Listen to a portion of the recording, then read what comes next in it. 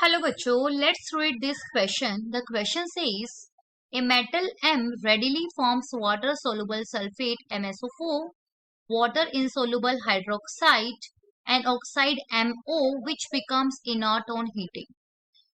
The hydroxide is soluble in NaOH. The M is option A beryllium, option B magnesium, option C calcium and option D strontium. तो what is the key concept here? तो एक ही point है जो आपको यहाँ पे पता होना चाहिए भाई, जो हाइड्रोक्साइड है वो NaOH में सोलुबल है। हाइड्रोक्साइड किस में सोलुबल है? NaOH में सोलुबल, राइट। अब आपको पता है कि अगर हाइड्रोक्साइड बेसिक इन नेचर होगा तो वो NaOH में सोलुबल नहीं होगा, बिकॉज बेस तो सोलुबल नहीं होते हैं। लेकिन NaOH में कोई हाइड्रोक्साइड सोलुबल है, दैट मीन्स वो हाइड्रोक्साइड कैसे नेचर का है? एसिडिक नेचर का है। कैसे नेचर का है वो हाइड्रोक्साइड? एसिडिक नेचर का है। तभी तो एसिड बेस दोनों आपस में क्या हो जाएंगे? डिसॉल्व हो जाएंगे, रिएक्शन कर लेंगे, राइट।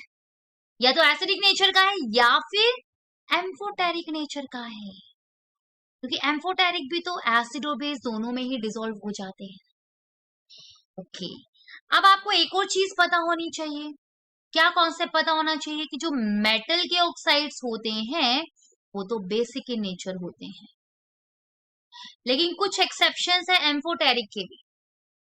तो भाई मैग्नीशियम, कैल्शियम, स्ट्रोंशियम ये तीनों मेटल है। इन तीनों के हाइड्रोक्साइड्स कैसे होते हैं? बेसिक होते हैं। इन तीनों के हाइड्रोक्साइड्स कैसे होते हैं? बेसिक होते हैं। तो क्या वो NaOH में सोलुबल होंगे? नो। पर जो बेरिलियम का हाइड्रोक्साइड है वो कैसा होता है? एम्फोटेरिक होता है। तो एम्फोटेरिक है तो वो बेस में सोलुबल हो जाएगा।